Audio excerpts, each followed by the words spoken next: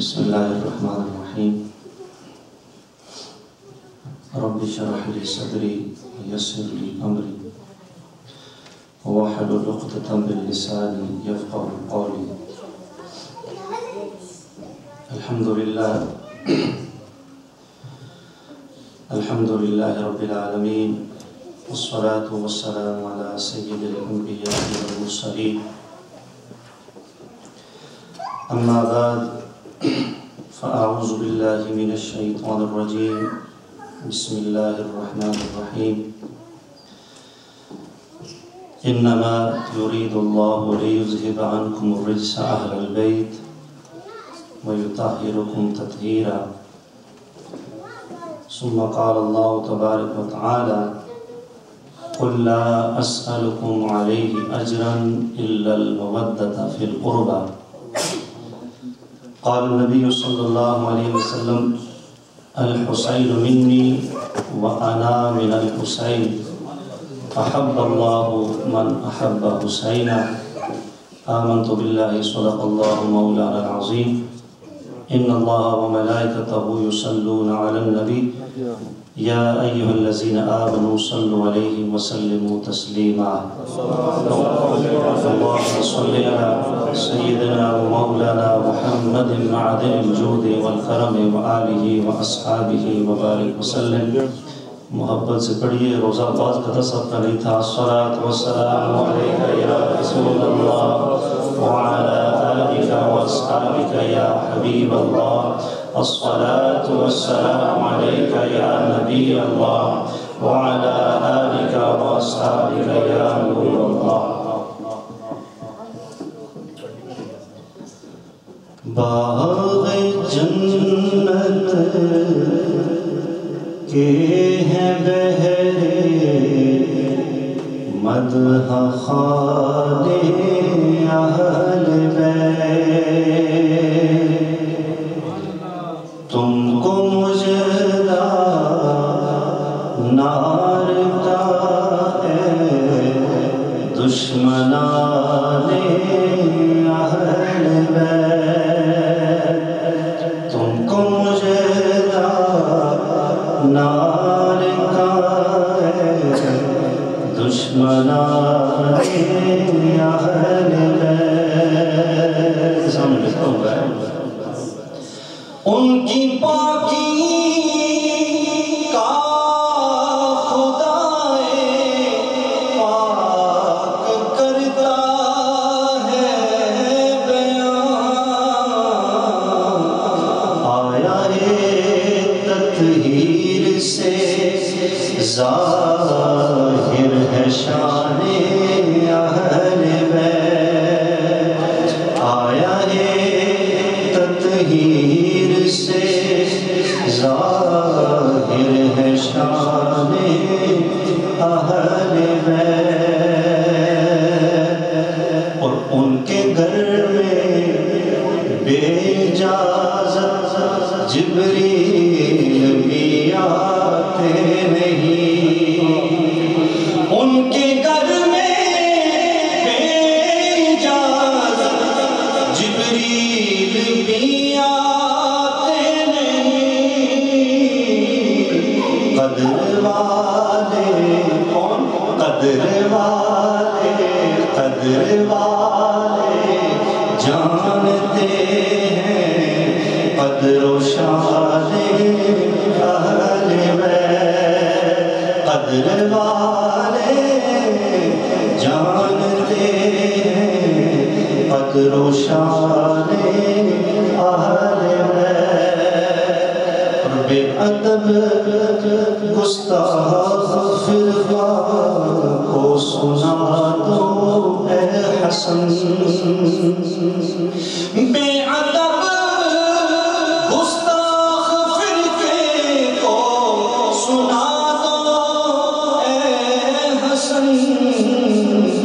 یوں کہا کرتے ہیں سنی داستان اہل بیت.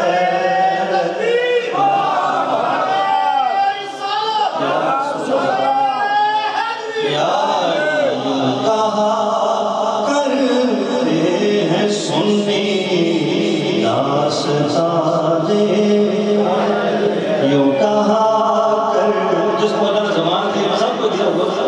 بتانے کا لیوں کہا کرتے ہیں سنی داستان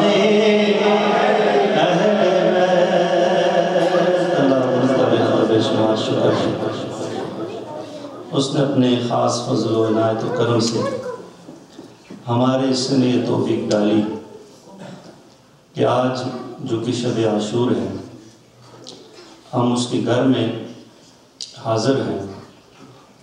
اللہ رب العزت آج ہمارا یہاں پہ آنا اپنی بارگاہ میں قبول و منظور فرمائے، اور جن کی محبتوں میں آئے ہیں اللہ رب العزت ان کے ساتھ ہمارا نسبت اور تعلق جنت میں جانے تک قائم رکھے، بلکہ جنت میں بھی رکھے۔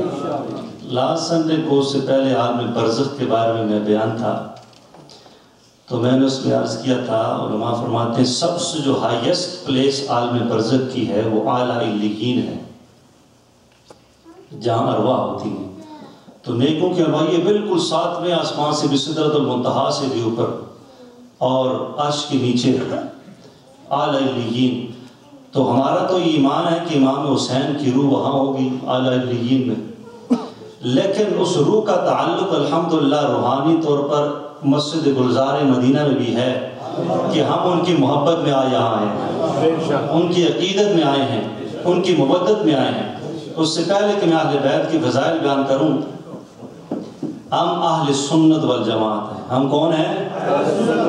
ہم کون ہیں؟ اہل سنت۔ یہ نام ہم کو مولا کائنات نے دیا ہے، وہ میں اس طرف نہیں جاتا، لیکن ہم اہل سنت والجماعت ہیں۔ آج ہم ماتم کرنے نہیں آئے، ہم ماتم کرنے نہیں آئے، امام عالی مقام کی بارگاہ میں نذرانہ عقیدت پیش کر رہے ہیں۔ ہم ہائے حسین والے نہیں ہیں، ہم واہ حسین والے ہیں۔ یہ ہائے اور واہ میں کیا فرق ہے یہ تو آپ سمجھتے ہیں۔ ہائے ہارنے والا ہوتا ہے اور واہ جیتنے والا، اور قیامت تک آنے والا کوئی شخص نہیں کہہ سکتا، چاہے وہ یزید کا کتنا بھی حامی ہو جائے اور وقتی طور پر مسجد کے تحت جب اس کو حکمرانی مل جائے، وہ کبھی بھولے سے بھی نہیں کہہ سکتا مجمع میں آ کر کے حسین ہار گئے۔ تو کہہ سکتا ہے؟ نہیں کہہ سکتا۔ تو ہم ہائے والے تب کہتے امام علیہ مقام ہار گئے ہوں، امام علیہ مقام کی جیت تو پہلے کی بھی تھی، آج بھی ہے، قیامت کو بھی جیت امام علیہ مقام کی ہوگی۔ تو ہم واہ حسین والے ہیں۔ واہ حسین تیری عظمت کو سلام، واہ حسین تیری ہمت کو سلام، واہ حسین تیری امامت کو سلام، واہ حسین تیری شجاعت کو سلام، واہ حسین تیری قیادت کو سلام، واہ حسین تیری سعادت کو سلام، واہ حسین تیری عنایت کو سلام، واہ حسین تیری سخاوت کو سلام، واہ حسین تیری شہادت کو سلام، واہ حسین تیرے چہرے کو سلام، واہ حسین تیری زلفوں کو سلام، واہ حسین تیری پیشانی کو سلام، واہ حسین تیری آنکھوں کو سلام، واہ حسین تیرے رخسار کو سلام، واہ حسین تیرے کردار کو سلام، واہ حسین تیرے افکار کو سلام، واہ حسین تیری زبان کو سلام، واہ حسین تیرے کلام کو سلام، واہ حسین تیرے سینے کو سلام، واہ حسین تیرے نانے کے مدینے کو سلام، واہ حسین تیرے گھرانے کو سلام، واہ حسین تیرے نانے کو سلام۔ تو ہم ہائے والے نہیں، سلام والے ہیں، ہم واہ والے ہیں، ہم سلام والے ہیں۔ اور اللہ یہ نسبتیں قائم و دائم رکھے، اللہ یہ محبتیں قائم و دائم رکھے، یہ دنیا میں بھی کام آئیں گی، آخرت میں بھی کام آئیں گی۔ اور یہ آج کو جو آنا ہے نا، جیسے میں نے کہا یہ رپورٹ تو اللہ رب العزت ہر دلوں کے حال جانتا ہے، لیکن اللہ اپنی رحمت و برکت و کرم سے جن کے ساتھ نسبت ہوتی محفل کی ان کو بھی خبر دیتا ہے کہ آج وہاں پر آپ کے چاہنے والے جمع ہوئے ہیں۔ اور یاد رکھیے یہ قیامت کے دن جب اللہ کے عرش کے سائے کے علاوہ کوئی سائے نہیں ہوگا، تو اللہ اس وقت اناؤنسمنٹ ہوگی کہ میری خاطر آپس میں محبت کرنے والے کہاں ہیں۔ اب میں آپ سے پوچھتا ہوں امام علی مقام سے ہماری محبت کیوں ہے؟ اللہ کے لیے، آف کورس اللہ کے رسول کے لیے، اور یہ حکم ہے اللہ کا، حکم ہے اللہ کا۔ اس لیے شروع میں جو میں نے اہل بیت کے حوالے سے جو آیت سورہ احزاب کی تلاوت کی ہے اس کی طرف آتے ہیں، اور اس کے بعد انشاءاللہ جو وہ قرآن کا ایک اور حصہ جو میں نے آپ سے تلاوت کیا ہے اس پہ انشاءاللہ گفتگو، مختصر اہل بیت کے فضائل انشاءاللہ، اور اس کے بعد ختم کریں گے. اور میں معذرت چاہتا ہوں جن ساتھیوں کے اجباری نہیں آ سکی نعت یا ان کی حاضری، بال ان کا پریزنٹ ہونا ہی جو ہے وہ ان کے لیے باعث سعادت ہے. اللہ رب العالمین فرماتا ہے انما یرید اللہ لیذھب عنکم الرجس اہل البیت ویطہرکم تطہیرا. ایکچولی پیچھے سے ایک موضوع آ رہا تھا. یہاں پر ایک کنسیپٹ یہ ہے کہ جب اہل بیت کا صرف نام لیا جاتا ہے جنرلی طور پر تو صرف اس میں 5 افراد کو ہی شامل کیا جاتا ہے جنرلی طور پر، حالانکہ ایسا نہیں ہے. اہل سنت عقیدہ بھی بیان کروں گا تاکہ ہمارا مطلب بھی ظاہر ہو جائے الحمدللہ عز و جل. تو اللہ فرماتا ہے انما یرید اللہ، اللہ یہی چاہتا ہے یذھب عنکم الرجس اہل البیت، اے نبی کے گھر والوں تم سے ہر ناپاکی کو دور فرما دے. اب یہ کون کہہ رہا ہے؟ اللہ اپنی چاہت بیان کر رہا ہے. ایک تو فرمانا نا اللہ یہی چاہتا ہے اے نبی کے گھر والوں. اب یوزلی جو گھر والے کا لفظ ہے نا ورڈ استعمال ہوتا ہے، کبھی ایسے ہو سکتا ہے کہیں گے کہ میرے گھر والے، آپ کو کوئی کہے کہ دعوت ہے گھر والوں کو ساتھ لے کر آئے گا تو آپ صرف اپنے بچے لے کر جائیں اور زوجہ کو لے کر نہ جائیں. تو وہاں پہنچیں تو وہ کہے گا تو آپ کو پتا گھر والے آپ کے زوجہ میرے گھر والوں میں شامل نہیں ہے. کبھی ہو سکتا ہے ایسے؟ بتائیے کبھی ہو سکتا ہے؟ ایسا نہیں ہو سکتا. اور اگر خدا نخواستہ زوجہ کو کہہ دیں کہ آپ میرے گھر والوں میں شامل نہیں ہیں تو وہ کہے گی کہ میری وجہ سے تو گھر بنا ہے، میں آئی ہوں تو گھر والا بنا ہے اور آگے بچے آئے ہیں تو میں تو گھر میں شامل نہیں، تو گھر میں شامل ہے. تو یہاں پر ایک کنسپٹ اہل سنت والجماعت کو واضح کرنا چاہتا ہوں. ایک ہے اہل بیت سکنی اور ایک ہے اہل بیت نسبی. سمجھائی؟ اب اہل بیت سکنی وہ سکونت جنہوں نے نبی صلی اللہ علیہ وآلہ وسلم کے ساتھ اختیار کی. شیخ محقق عبدالحق محدث دہلوی رحمۃ اللہ تعالیٰ فرماتے تکمیل ایمان میں اعقاد کا سے بڑی پیاری مختصر اور جامع کتاب ہے. آپ تو فارسی میں ہے، ترجمہ اس کو اردو میں اویلیبل ہے. آپ اس میں فرماتے ہیں کہ حق یہ ہے کہ اہل بیت میں تمام ازواج مطہرات شامل ہیں اور اس کے ساتھ ساتھ حضرت مولا کائنات، حضرت سیدہ کائنات اور حضرات حسنین کریمین بھی اہل بیت میں شامل ہیں. وہ اہل بیت نسب میں ہیں. اور دوسرے ازواج مطہرات جو ہیں وہ اہل بیت سکنت میں ہیں، سکنی گھر والے ہیں. اب یہ جو مقام ہے سورہ احزاب کا، اگر قرآن پاک الحمدللہ آپ جائیں ترجمے والا پڑھیں تو جو آیات پیچھے سے آ رہی ہیں 3 4 5 6 آیتیں، یہ سارا خطاب جو ہے ازواج مطہرات کے ساتھ ہے، سارے کا سارا. اور اینڈ پر اللہ نے فرمایا انما یرید اللہ لیذھب عنکم الرجس اہل البیت ویطہرکم تطہیرا. اس کے بعد امام مسلم کی روایت ہے، نبی کریم رؤوف الرحیم صلی اللہ علیہ وسلم کو مختلف روایات ہیں. ام سلمہ رضی اللہ تعالی عنہ جو ام المؤمنین ہیں ان کے ہاں جلوہ گر تھے. آپ نے مولا کائنات کو بلوایا اور سیدہ کائنات کو بلوایا اور حسنین کریمین کو بلوایا. ایک کو ایک طرف بٹھایا، ایک کو دوسری طرف بٹھایا، ایک کو سامنے بٹھایا، ایک کو پیچھے بٹھایا اور اپنی چادر جو ہے چادر مبارک ان سب پر تنی. تو یہ 5 تن، یہ 5 تن جو کنسپٹ ہم کہتے ہیں 5 تن کیا ہیں، تو یہ 5 تن کا ثبوت مسلم شریف سے. یہ 5 تن جب بنے پھر نبی کریم رؤوف الرحیم صلی اللہ علیہ وسلم نے دعا فرمائی اللہم ہؤلاء اہل بیتی. اس آیت کے نزول کے بعد ان 5 کو خصوصیت کے طور پر، خصوصی طور پر اس چادر کے اندر لے کر چاروں کو 5ویں جناب محمد رسول اللہ خود موجود، یہ 5 ہو کر پھر نبی کریم صلی اللہ علیہ وسلم نے دعا فرمائی اللہم ہؤلاء اہل بیتی وخاصتی. اے اللہ یہ میرے اہل بیت اور یہ خاص ہیں. خصوصیت کے ساتھ نبی صلی اللہ علیہ وسلم نے داخل فرمایا. کیونکہ یہاں پر ایک میں ظاہر سب کو پتا ہے جو نسب ہے نا یہ والد کی طرف سے چلتا ہے. ایسی بات یہ ہے نا اگر والد جس قوم کا ہوتا ہے تو نسب آگے اولاد وہی منتقل ہوتا ہے. سوائے یہ خصوصیت صرف اور صرف جناب محمد الرسول اللہ صلی اللہ علیہ وسلم کی ہے کہ حسنین کریمین کا نسب جو ہے وہ طالب سے نہیں پیچھے سے آیا بلکہ نبی کریم رؤوف الرحیم صلی اللہ علیہ وسلم کو اپنا بیٹا فرما کر خصوصی طور پر اپنی نسب کی نسبت ان کے ساتھ کی کہ میرا نسب جو ہے یہ میرے بیٹی کی طرف سے میری بیٹے کی طرف منتقل ہوتا ہے.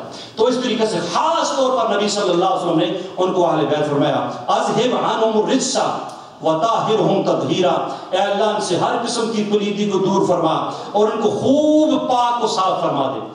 اب یہاں پہ ایک سوال پیدا ہوتا ہے کہ صفائی کے لیے تو پہلے کوئی گندگی ہونی چاہیے تو صفائی ہوتی ہے. آپ جو ہے وہ ہاتھ آپ کے ٹھیک ہیں تو آپ کہاں جائیں گے بار بار اس کو صفا کرنے کے لیے؟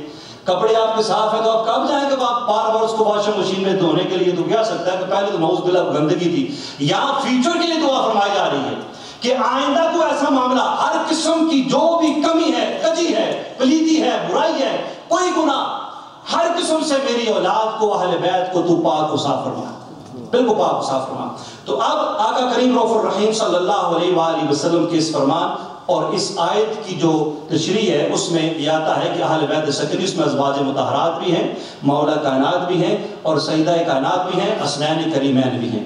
آقا کریم رؤوف الرحیم صلی اللہ تعالی علیہ وآلہ وسلم کے صحابہ کرام علیہم رضوان، آپ نے اہل بیت کے ساتھ اپنی محبتوں کا اظہار مختلف طریقے سے کیا، مختلف طریقے سے کیا. سیدنا امیر المؤمنین خلیفہ بلا فصل حضرت ابو بکر صدیق رضی اللہ تعالی، آپ کا فرمان ہے، آپ فرماتے ہیں والذی نفسی بیدی، اس رب کی قسم جس کے قبضہ قدرت میں میری جان ہے، لقرابۃ رسول اللہ صلی اللہ علیہ وسلم احب الی من قرابتی، کہ مجھے رسول کریم صلی اللہ علیہ وآلہ وسلم کی قرابت اپنی قرابت سے بھی زیادہ محبوب ہے. مجھے رسول کریم صلی اللہ علیہ وسلم کی قرابت جو قربت رکھنے والے ہیں ان سے وہ زیادہ مجھے مقبول ہیں، زیادہ محبوب ہے بنسبت اس کی جو میری قرابت والے ہیں. یہاں پر وہ لوگ جو کہ بڑے باغ کے دوحل ان پر اعتراض کرتے ہیں، ایک موضوع چھڑا جاتا ہے باغ فدق کا، اور اس کے حوالے سے کہا جاتا ہے کہ جی اس وقت بڑی ٹھنڈ گئی تھی سیدہ کائنات کی ابو بکر صدیق کے ساتھ ناراضگی ہو گئی تھی. وہ واقعہ امام بیہقی نے بھی نقل کیا، آل دو شیعہ نے بھی اپنی روایت میں نقل کیا ہے، وہ جو بات ہے ابھی آپ کو خاص بتانے والا ہوں. جس وقت حضرت سیدہ کائنات کو ناراضگی ہوگی سیدنا ابو بکر صدیق سے، امام بیہقی نے نقل کیا ہے، جب ناراضگی ہو گئی تو اب سیدنا صدیق اکبر کو تو پتا تھا کہ اہل بیت کا مقام کیا ہے نا، اگر ان کو نہیں پتا پھر ہمیں کیا پتا ہونا ہے. پھر یہاں پہ 14 سال کے بعد والوں کو زیادہ محبت ہے اہل بیت سے کہ وہ حدیث ان کے تک پہنچی ہیں، تو جنہوں نے خود جناب محمد رسول اللہ سنی ہوگی وہ کیا کریں گے، وہ اس پر عمل کریں گے نہیں کریں گے. جب پتا چلا کہ کسی وجہ سے یہ ناراضگی ہے سیدہ کائنات کو بکر صدیق رضی اللہ عنہ، تو بکر صدیق رضی اللہ تعالیٰ عنہ جا کر حضرت سیدہ کائنات کے دروازے پر بیٹھ گئے، دروازے پر بیٹھ گئے. حضرت فاروق اعظم نے جا کر مولا کائنات سے کہا اور فرمایا کہ امیر المومنین نے خلافت چھوڑ کر، مسند چھوڑ کر، امامت چھوڑ کر جا کر سیدہ کے دروازے کے باہر بیٹھ گئے. کہتے ہیں جب تک سیدہ مجھ سے راضی نہیں ہوگی میں یہاں سے نہیں جاؤں گا.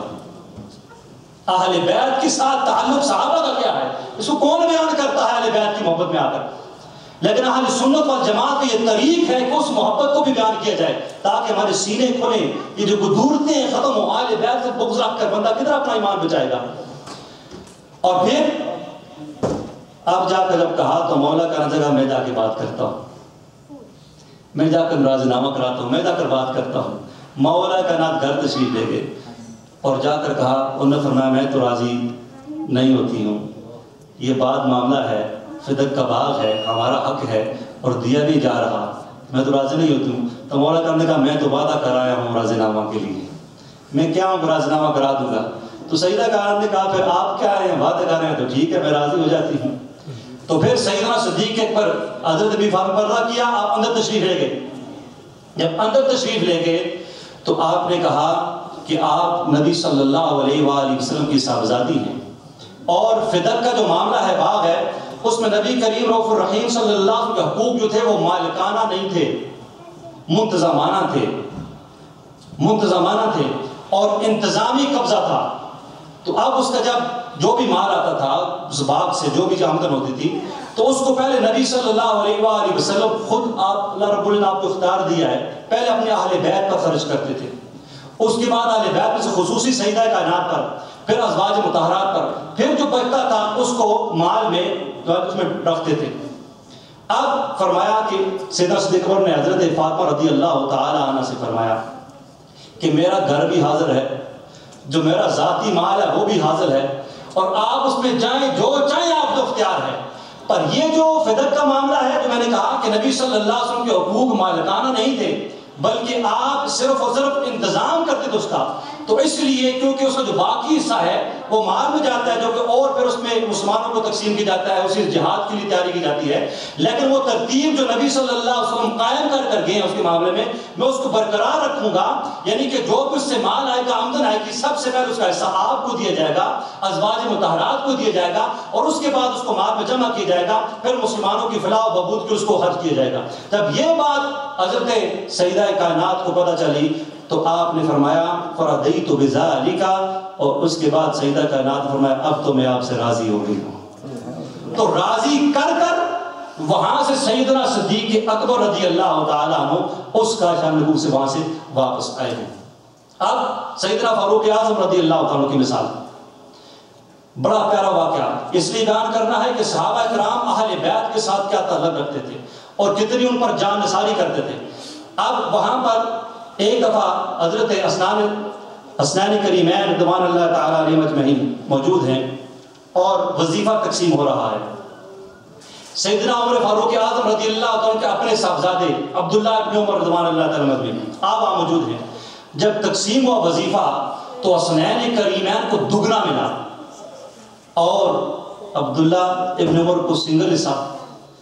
اب بیٹے نے کہا، والد خود امیر المومنین والد ہے، بیٹا کہہ رہا ہے اس وجہ سے کہ مال کی محبت ہے، میں ایک سوال کرنا چاہتا ہوں دائرہ ادب میں رہ کر، اس وجہ سے نہیں کہ مجھے مال کی محبت کی وجہ سے سوال ہے، سوال میرا یہ ہے کہ میں نے جہاد میں شرکت کی ہے، اس وقت یہ دونوں تو چھوٹے تھے تو میں نے جہاد میں شرکت کی ہے، میں نے مدد کی ہے، لیکن اب وظیفہ میرا آدھا ہے، ان سے کو ڈبل مل رہا ہے۔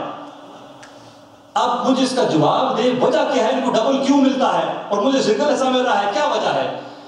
تو حضرت فاروق اعظم رضی اللہ تعالیٰ عنہ فرمایا، اب یہ جواب سنیے، فاروق اعظم رضی اللہ تعالیٰ عنہ جس راستے پر چلے شیطان بھی وہاں سے بھاگتا ہے، تو آپ نے فرمایا کیا تیرا بابا ان کے بابا کی طرح ہے؟ کیا تیری ماں ان کی ماں کی طرح ہے؟ کیا تیرا نانا ان کے نانے کی طرح ہے؟ کیا تیری نانی ان کی نانی کی طرح ہے؟ کیا تیرے ماموں ان کے ماموں کی طرح ہے؟ کیا تیری خالہ ان کی خالہ کی طرح ہے؟ تو جو قرابت کا تعلق ہے ان کا جناب محمد الرسول اللہ صلی اللہ علیہ وآلہ وسلم کے ساتھ، اس وجہ سے میں ان کو دگنا دے رہا ہوں۔ تو یہ بات حسنین کریمین نے سنی تو سب حوصلہ افزائی سامنے ہو جاتی کہ ہماری پروٹوکول میں الحمدللہ آپ گھر تشریف لے گئے دونوں۔ مولا کائنات کو جا کر یہ سارا واقعہ سنایا کہ آج مجلس تھی، وہاں پر صاحبزادے نے سوال کیا، امیر المومنین ہمارے حق میں یہ جواب دیا۔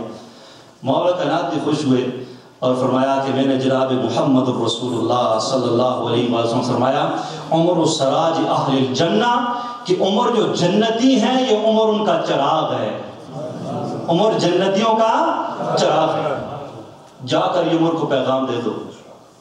وہ دونوں نکلے، واپس آگئے امیر المومنین کے بارگاہ میں، کہا ہمارے بابا نے کہا ہے، نبی صلی اللہ علیہ وسلم نے فرمایا ہے کہ آپ تو جنتیوں کے چراغ ہیں۔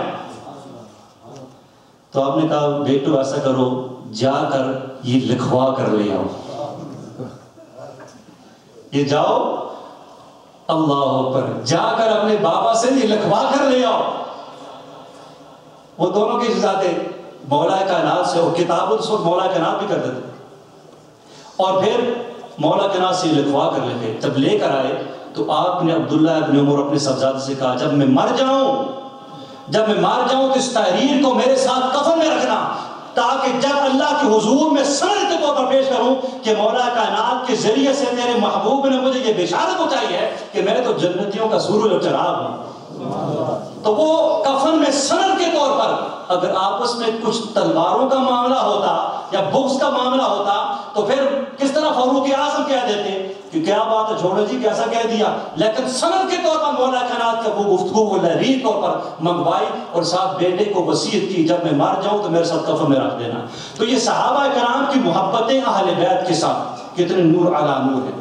اور اس کے بعد حضرت داتر ابن رحمۃ اللہ تعالیٰ علیہ کشف المحجوب میں حضرت امام حسین کے بارے میں جب شروع میں لکھتے ہیں تو اس میں فرماتے ہیں یہی بات کہ ایک دفعہ حضرت فاروق اعظم رضی اللہ تعالیٰ عنہ تشریف لے گئے اور دیکھا کہ امام علی مقام امام حسین رضی اللہ تعالیٰ عنہ کے ہاتھ میں ڈوری کا ایک حصہ ہے، ایک سرا ہے، اور دوسرا سرا جناب محمد الرسول اللہ صلی اللہ علیہ وسلم کے ہاتھ میں۔ نبی کریم رؤوف الرحیم صلی اللہ علیہ وآلہ وسلم بالکل سواری ہوتی ہے نیچے، اس طرح ہے امام علی مقام پیچھے ہیں پیٹھ پر، نبی صلی اللہ علیہ وسلم پشت اندر پر ہیں، اور امام حسین اس طرح کرتے ہیں، اس طرح سواری کو چلایا جاتا ہے نا، اس طرح کرتے ہیں تو نبی صلی اللہ علیہ وسلم چلتے ہیں، ہاتھوں کے ذریعے چلتے ہیں، گھٹوں کے ذریعے چلتے ہیں۔ اور پھر حضرت فاروق اعظم رضی اللہ عنہ جب یہ دیکھا تو داتا جی فرماتے ہیں کہ فاروق اعظم کرا نعم الجمل جملک یا ابا عبداللہ، کہ ابا عبداللہ یہ کیسی پیاری سواری ہے، اللہ اکبر، یہ کیسی پیاری سواری ہے۔ تو جناب محمد رسول اللہ صلی اللہ علیہ وسلم دیکھا نعم راکب، اے عمر یہ دیکھو سوار بھی تو کتنا پیارا ہے، کہ سواری تو پیاری ہے ہی ہے، لیکن امام حسین رضی اللہ عنہ کے بارے میں جناب محمد رسول اللہ صلی اللہ علیہ وسلم فرمایا اے عمر یہ بھی تو دیکھو سوار بھی کتنا پیارا ہے۔ اگر دیکھا جائے ایکچولی ٹریننگ تھی، جتنی آگے کام مشکل ہونا تو اتنی ٹریننگ ذرا اعلیٰ قسم کی ہوتی ہے، تو یہ ٹریننگ کرائی جا رہی تھی کہ بڑی مشکلات سے گزرنا ہے حسین تم نے، تکلیفوں سے گزرنا ہے تم نے، لیکن ٹریننگ کرا کے نبی صلی اللہ علیہ وسلم اپنے نواسے کو پریپیئر کر دیا کہ کتنی بھی مصیبتیں آ جائیں، مشکلات آ جائیں، پریشانی آ جائیں، گھبرانا نہیں ہے، ان اللہ مع الصابرین، اللہ صبر کرنے والوں کے ساتھ ہے۔ اور اب اہل بیت کی محبت، صاحب روح البیان اسماعیل حقی رحمۃ اللہ تعالیٰ علیہ، میں اس کی کتب کا حوالہ بھی دیتا ہوں، یہ ضروری ہوتا ہے تاکہ کتب کے حوالے کے ساتھ اپنی بات ختم سند ان کا چلی جاتی ہے جو خود الحمدللہ نور علی نور ہیں۔ آپ فرماتے ہیں صاحب روح البیان میں، آپ فرماتے ہیں نبی کریم رؤوف الرحیم صلی اللہ علیہ وآلہ کو فرمان وَمَن مَاتَ عَلَى حُبِّ آلِ مُحَمَّدٍ مَاتَ مُؤْمِنًا، جو آل محمد صلی اللہ علیہ وسلم کی محبت میں دنیا سے گیا وہ مومن ہو کر دنیا سے گیا۔ آج ہم آئے نا آل بیت کی محبت میں، یہ ویسے نہیں ہے کہ اللہ کا خاص کرم ہے جو آ رہے ہیں۔ اور پھر اگلی بات سنیں وَمَن مَاتَ عَلَى حُبِّ آلِ مُحَمَّدٍ صلی اللہ علیہ وسلم مات شہید، فرمایا کہ جو آل محمد کی محبت میں دنیا سے گیا وہ ایسے ہے جیسے شہادت کا درجہ پا گیا۔ اب یہاں پہ ایک سوال پیدا ہو سکتا ہے، کوئی بھی سوال کر سکتا ہے کہ شہید ہوا نہیں تو شہادت کا مرتبہ کیسے مل گیا؟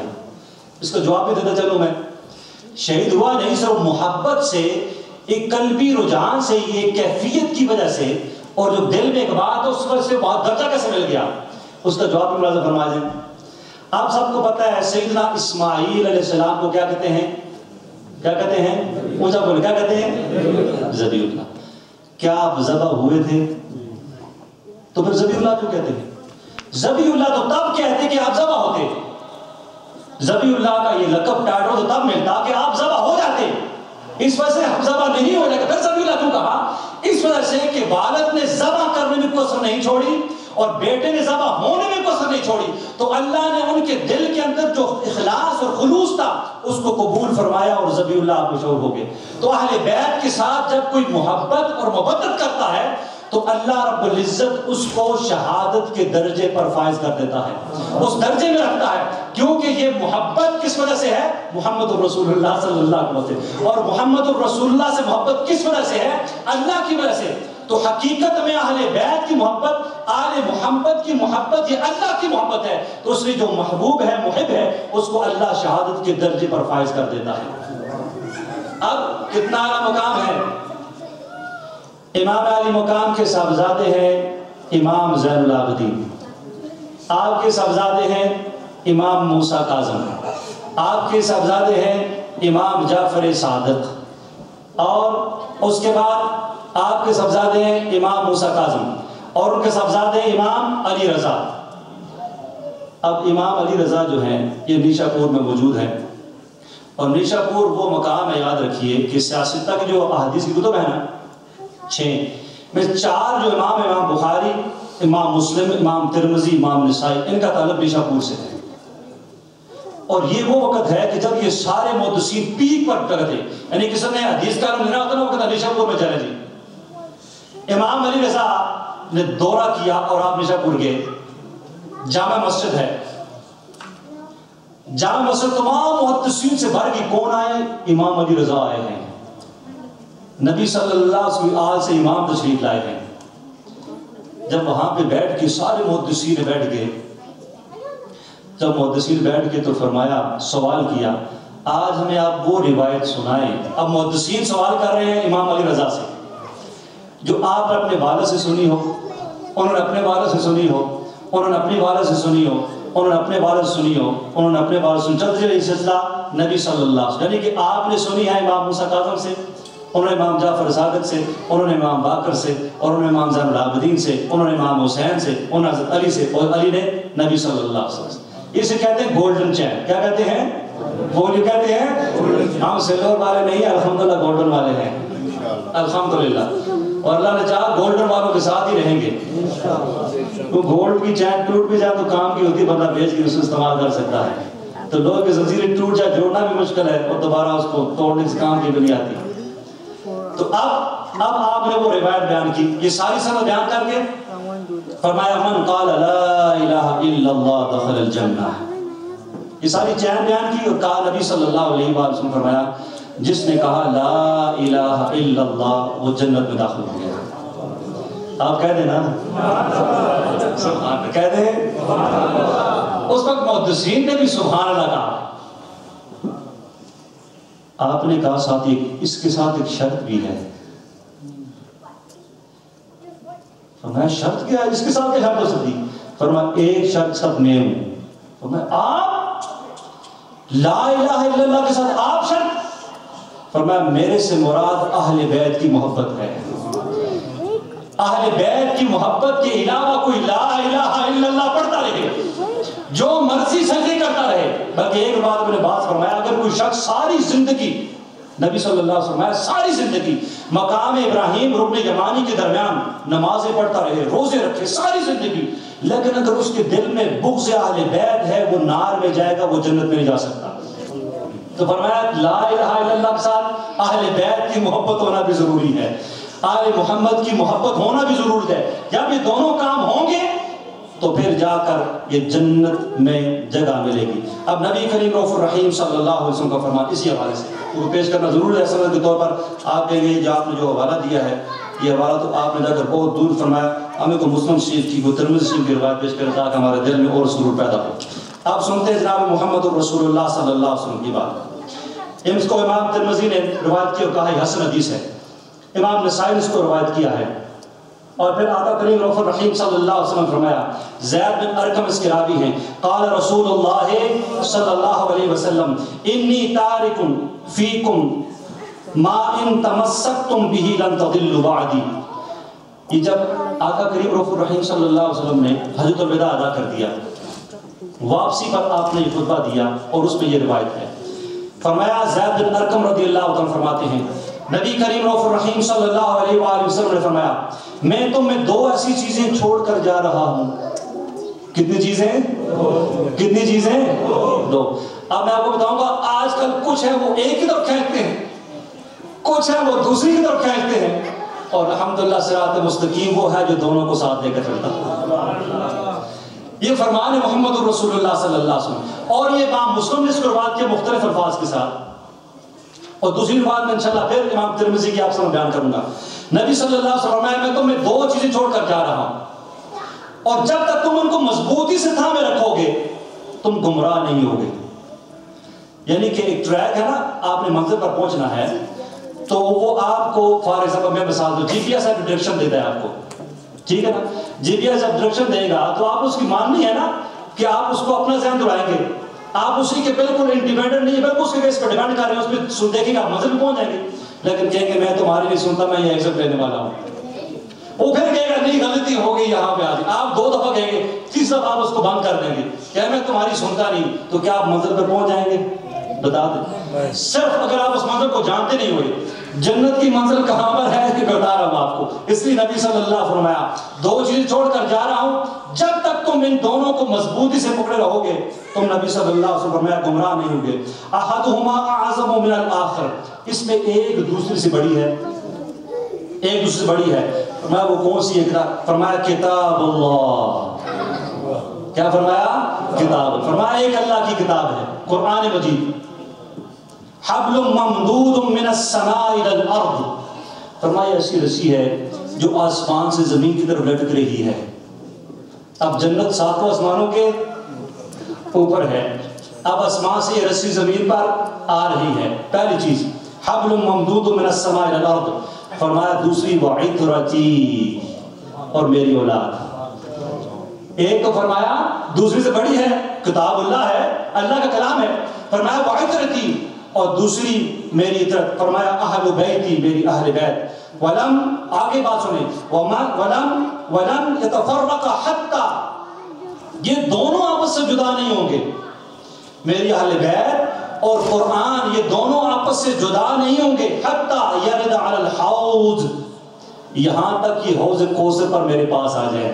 یعنی کہ قرآن بھی نبی صلی اللہ علیہ وسلم کے پاس اور اہل بیت بھی نبی صلی اللہ علیہ وسلم کے پاس، جدائی نہیں ہے ان میں۔ اور پھر نبی صلی اللہ علیہ وسلم فانظر، دیکھو کیف تخلفونی فیہما، پس دیکھو تم میرے بعد ان سے کیا سلوک کرتے ہو۔ نبی صلی اللہ علیہ وسلم پس دیکھو کہ تم کن کے ساتھ کیا سلوک کرتے ہو میرے بعد۔ پھر جابر بن عبداللہ قال سمعت رسول اللہ صلی اللہ علیہ وسلم یقول، وہی بات، یا ایھا الناس، اے لوگو، انی قد ترکت فیکم ما ان خذتم بہ لن تضلوا، میں تمہیں دو چیزیں چھوڑ کر جا رہا ہوں، جب انہیں پکڑے رہو گے گمراہ نہ ہوگے، کتاب اللہ وعطرتی اہل بیتی، جہاں تک روایت تک یہاں تک ہی ہے، ان میں ایک کتاب اللہ ہے اور دوسری میری اہل بیت ہے۔ اب یہاں پر امام جعفر صادق رضی اللہ عنہ کی بات کرنا ضروری ہے، اہل بیت سے ہے۔ یہ قرآن مجید فرقان حمید ایک آیت ہے، وَاعْتَصِمُوا بِحَبْلِ اللَّهِ جَمِيعًا وَلَا تَفَرَّقُوا، اور یہ آیت ہمیشہ بیان کر کے کہا جاتا ہے یار یہ تفرقے میں نہیں پڑھنا چاہیے، اور یہ ہر ایک کہتا ہے، یہ کون ایسا فرقہ ہے جو یہ نہیں کہتا؟ کوئی ایسا ہے؟